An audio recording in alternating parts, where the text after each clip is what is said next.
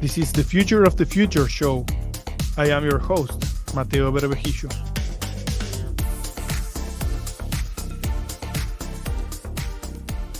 Today's guest is Franco Pinto, CTO and co-founder of the Mobile First Company, a startup helping small businesses build mobile-first digital experiences without the traditional complexity of software development.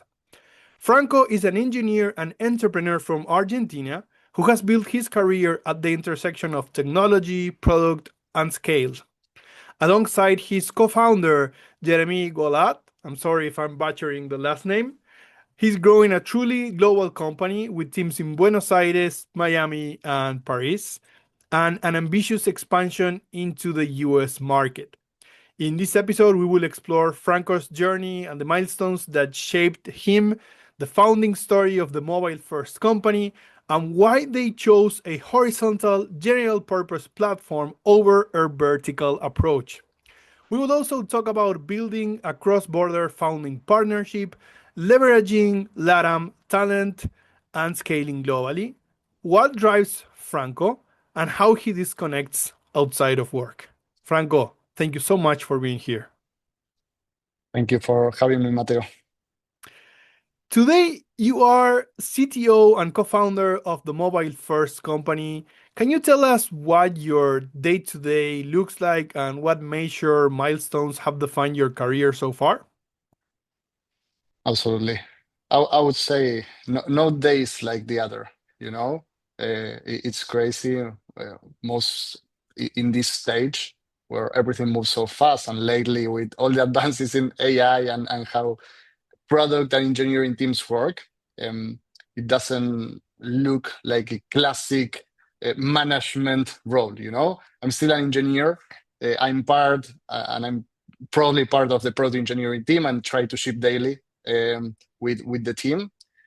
Obviously, on my expertise, I'm more a backend profile. That was my main focus through my career, but still trying to ship, solve problems, find opportunities every week.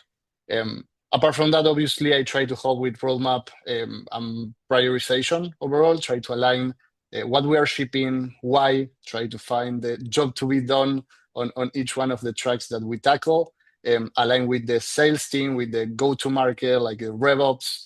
And at the end, I think my role today is to be an enabler for the team, mostly because, again, as the ecosystem is changing so fast and new tools and new AI capabilities are coming, and state-of-the-art tech is being released every week.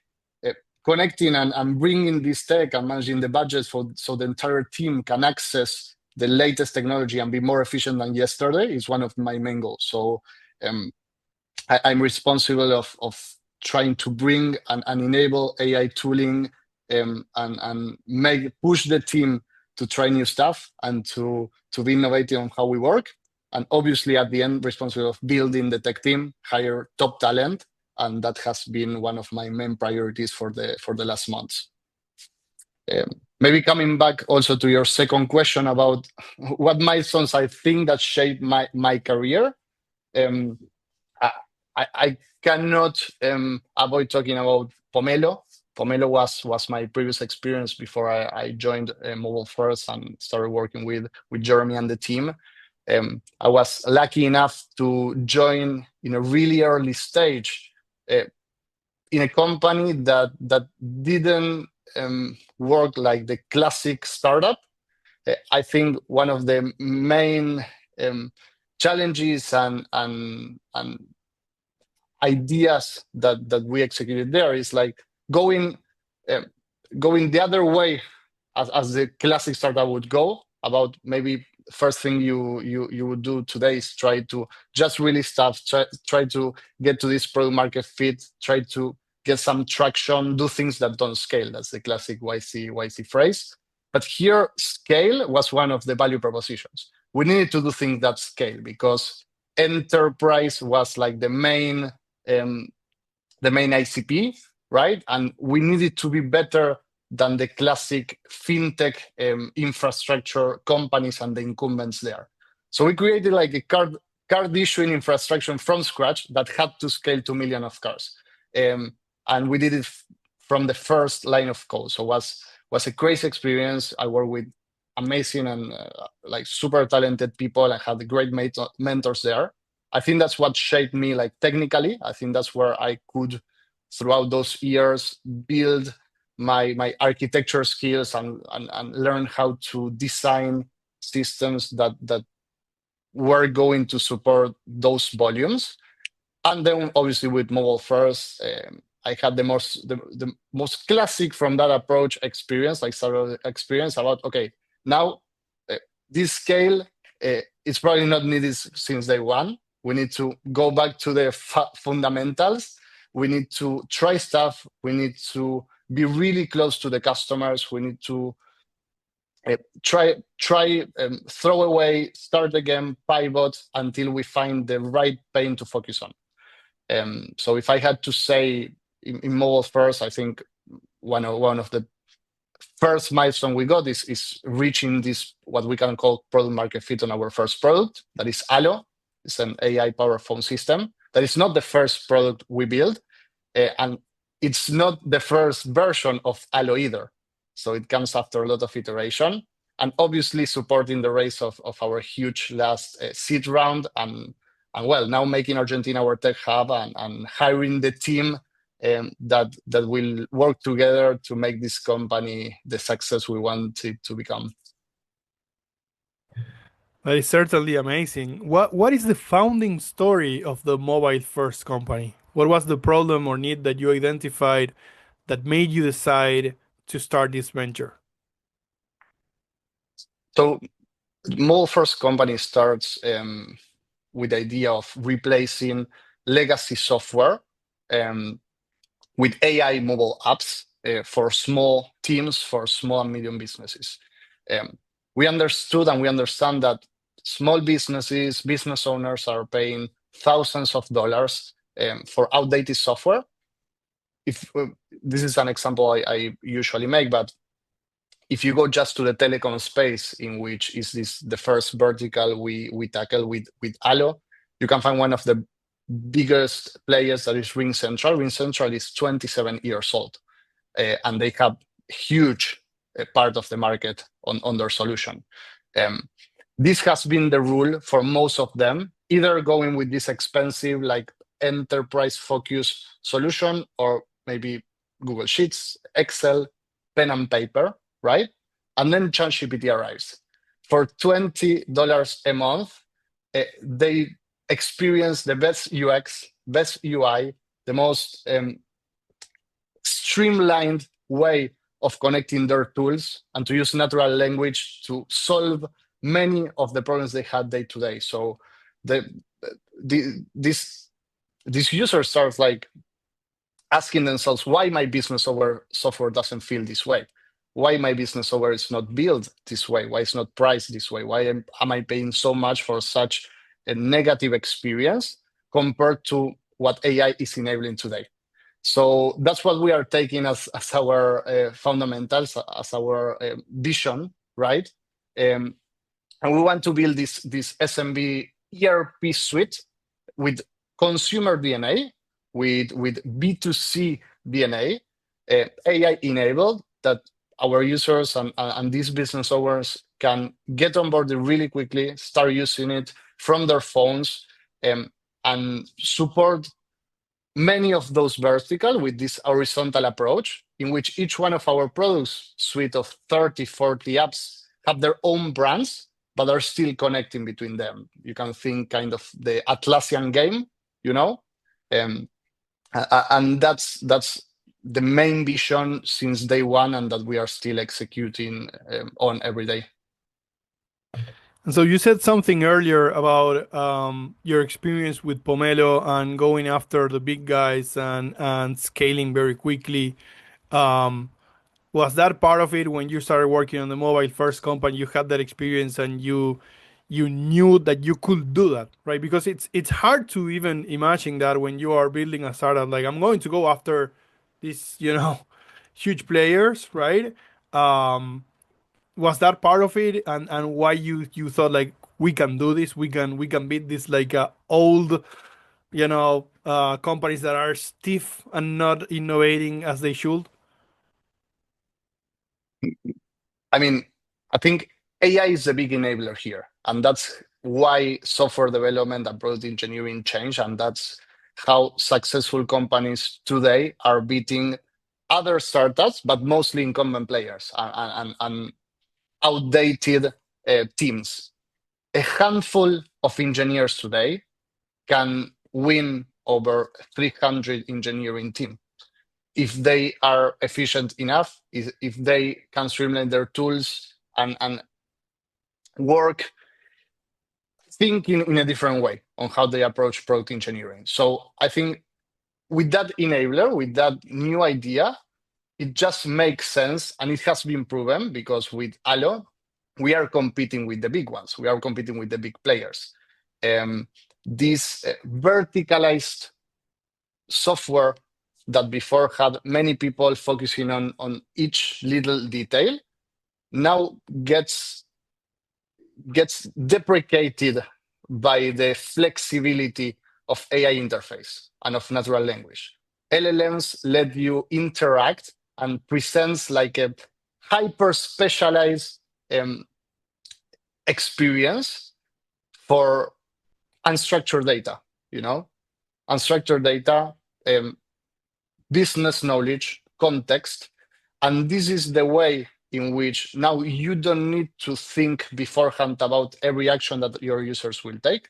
And if you crack the data game, and if you make sure the foundations and the pillars of each vertical are thought in the right way and are solved, for example, for telephony, you will still need to work with SIP, you will still need to be able to make and receive calls. But on top of that, you just need to adapt these foundations to your users so they can leverage AI interfaces to make it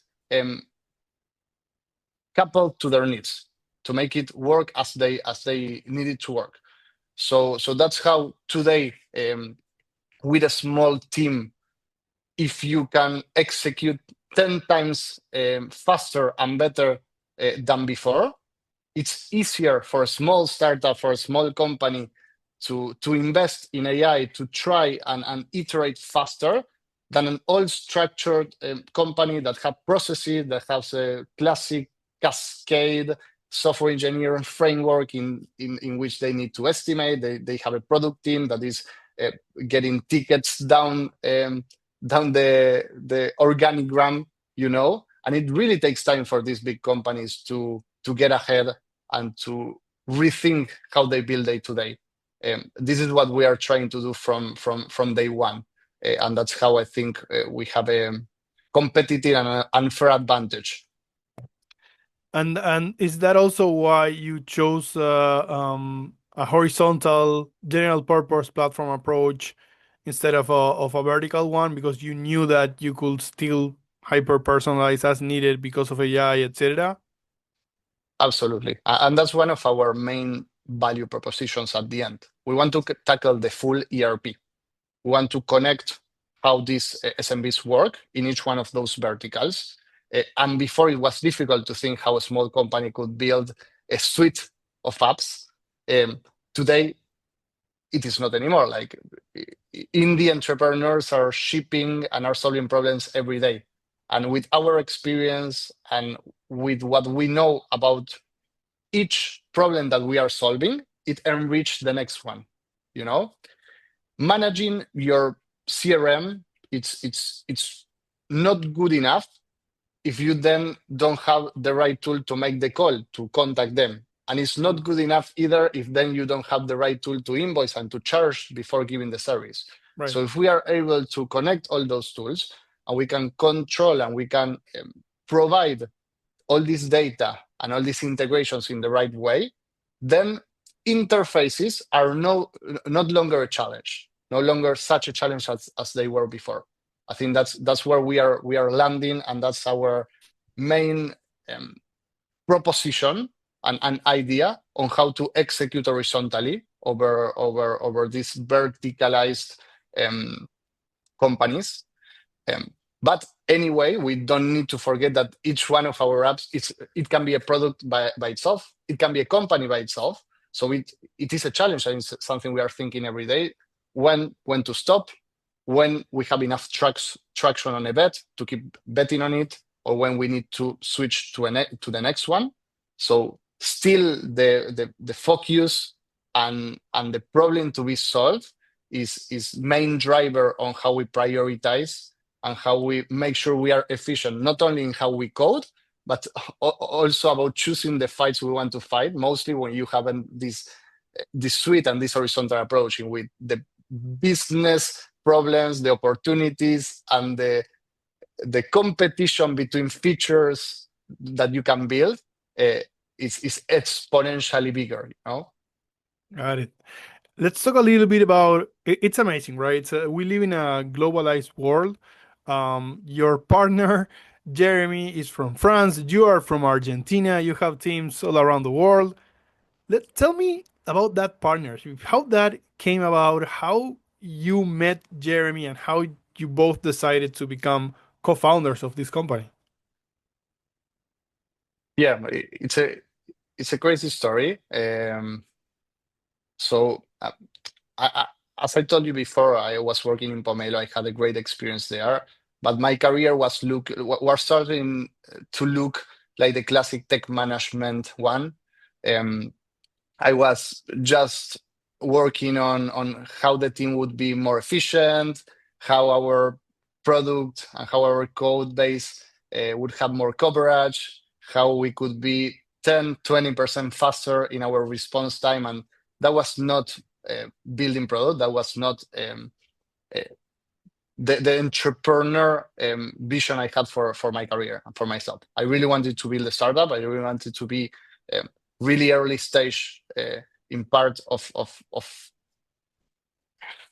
an idea of a company, of a team.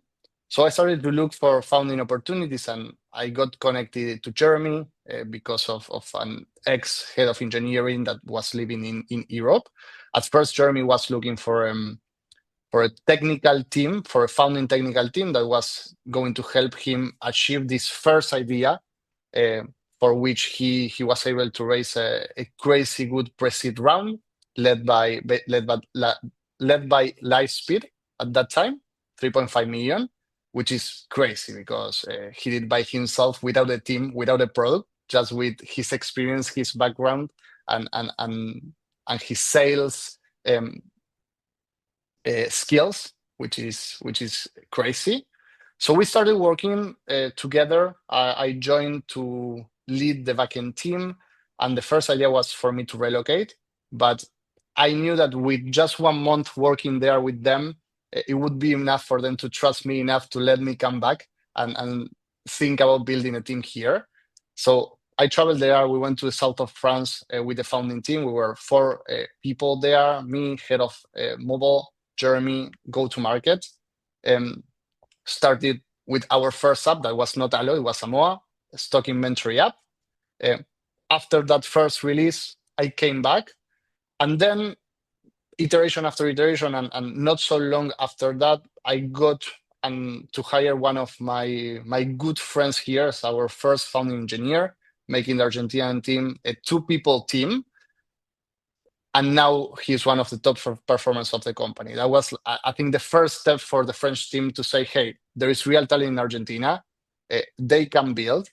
And after that, and after I started leading, like not so long after our first release, the whole technical strategy and the technical initiatives in the company, we made also this mindset and market shift to North America.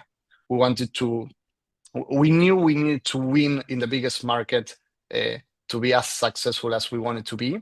And then it just made sense also in terms of time zone, in terms of flexibility to have people in Latin America.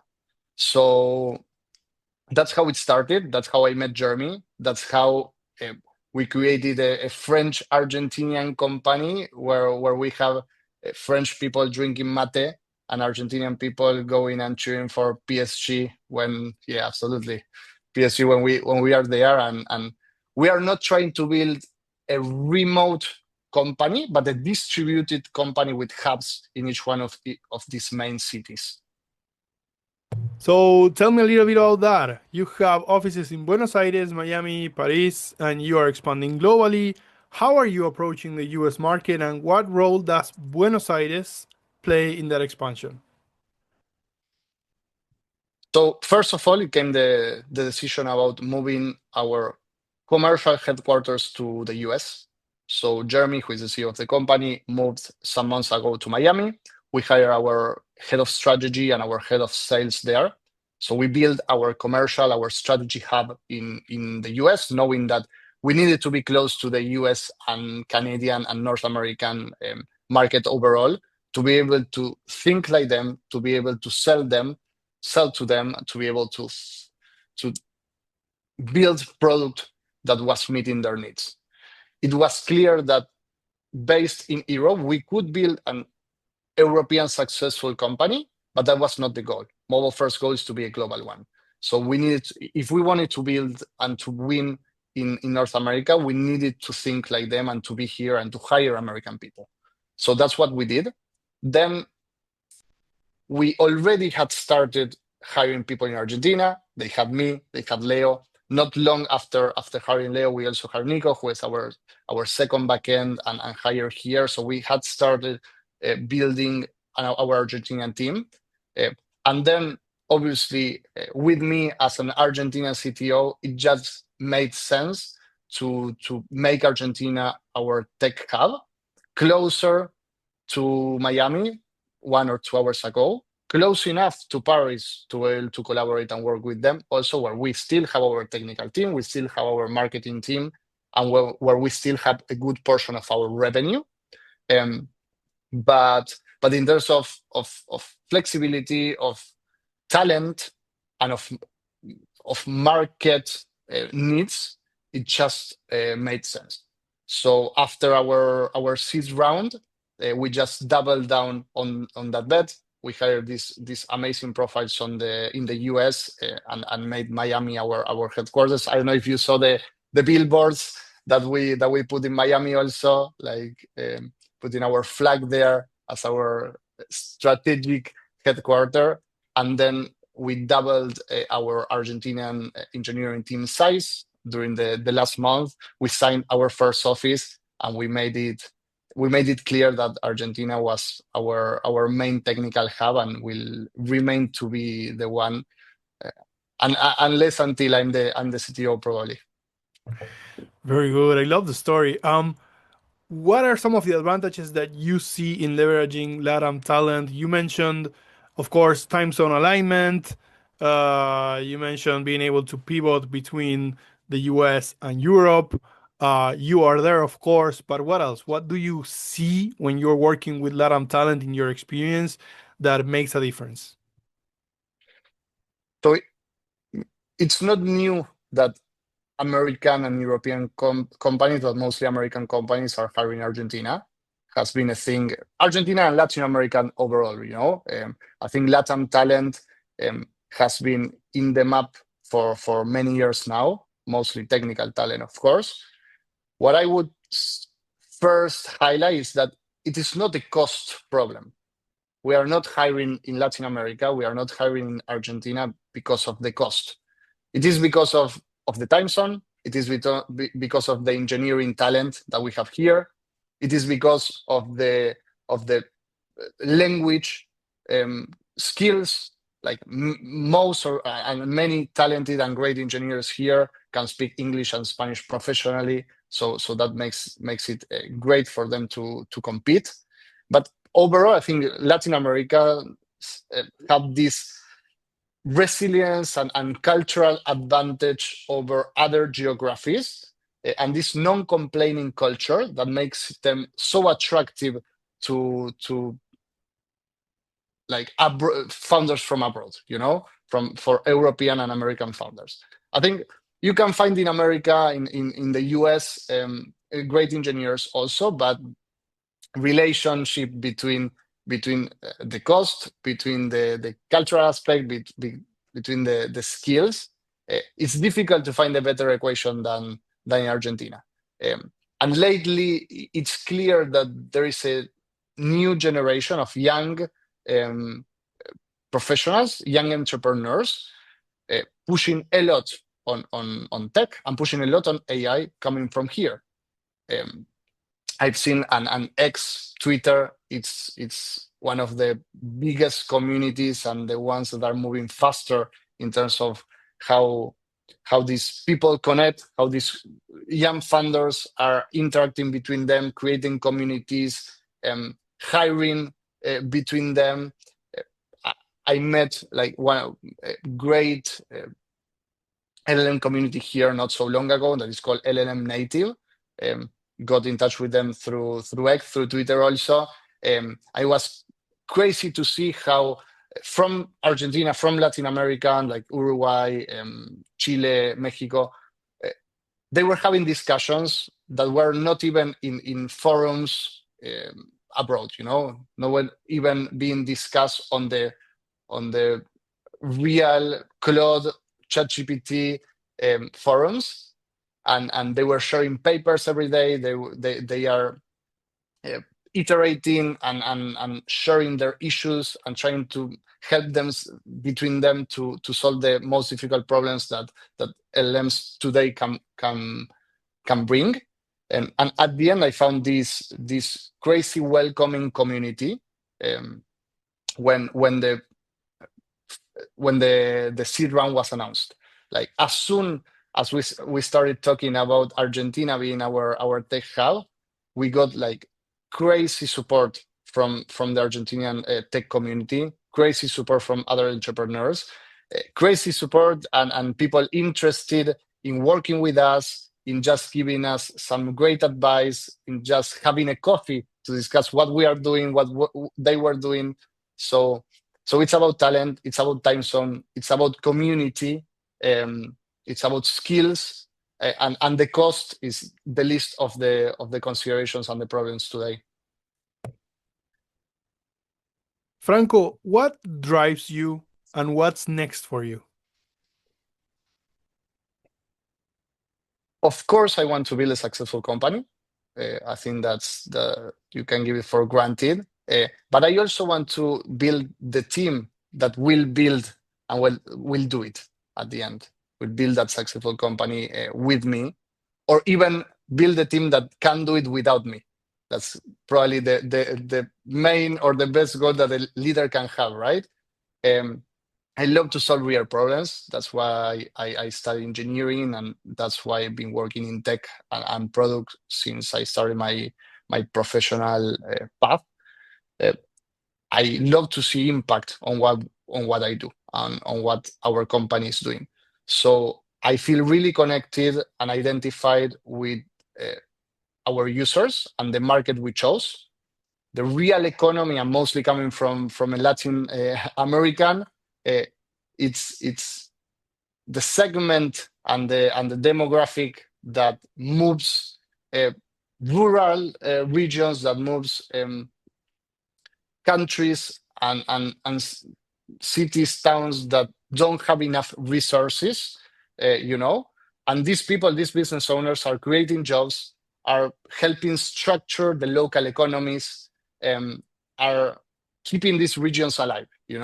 From the first world to the third world, you can find SMBs moving the economy and pushing from wherever you see it. So I feel like really connected, and this value proposition that Jérémy brought since day one as a company vision is the one I'm convinced about, and finding and being able to provide amazing tools and to shorten the bridge and to build a bridge between these people and all the AI advances and all the AI technology that maybe you and me have access every day, but they don't.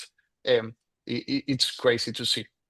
Then, more on a professional perspective, engineering and product engineering work is changing every day and every week. So I think one of my main goals for this year and for the next few years will be to transform and to change our mindset from a mobile first company to an AI first company also. And that's one of the goals that I think that if leaders are not taking us as their main priority, they will probably not last long enough, you know. So that's probably what's next in terms of my daily focus. What's next and what's really encouraging and also challenging, you know.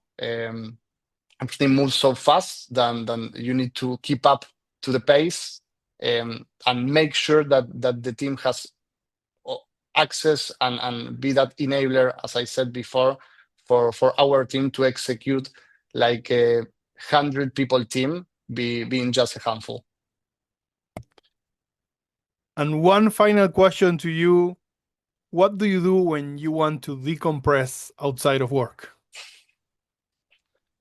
This job gave me the opportunity to travel a lot, and that's one of my main passions, traveling, knowing new places. So that's amazing. That's something I love about working mobile first and about building this global team. Of course, traveling for work is not the same that taking some holiday, so I try to balance it. So I try to at least take some days if I'm visiting some new place to take a rest, to experience a bit, and say, okay, let's slow down a bit. I'm here, I'm visiting, I'm knowing this new culture, and then come back to the day-to-day craziness. And I think sports are my second my second hobby, and what I try to go to when I need to disconnect. Um, I'm a huge snowboard fan, so I can, when I connect that to traveling, it's like my main way of disconnecting and to planning what's ahead. I always feel encouraged to keep pushing and working hard, knowing that some months from now I will be traveling and snowboarding somewhere in the world, Argentina, Chile, Europe. I don't care if I'm outside and I'm doing some sport. I'm happy with it. Beautiful, beautiful. I've only tried it once, I have to be honest. I think skateboarding helped me kind of have a easier way to find my way around it, and it's just beautiful. The flow that you get, and I only tried it one day, right? So I can only imagine you at your level, what you're experiencing. Must be a lot of fun. Franco, this has been an amazing conversation. Thank you so much for sharing your story, your knowledge, and some of your perspective. I'm going to be looking very closely at where you go to the mobile first company. I'm sure it will be someplace great. And I hope we can get to do this again sometime in the future. Absolutely. Thank you for your time, for having me here. It was great.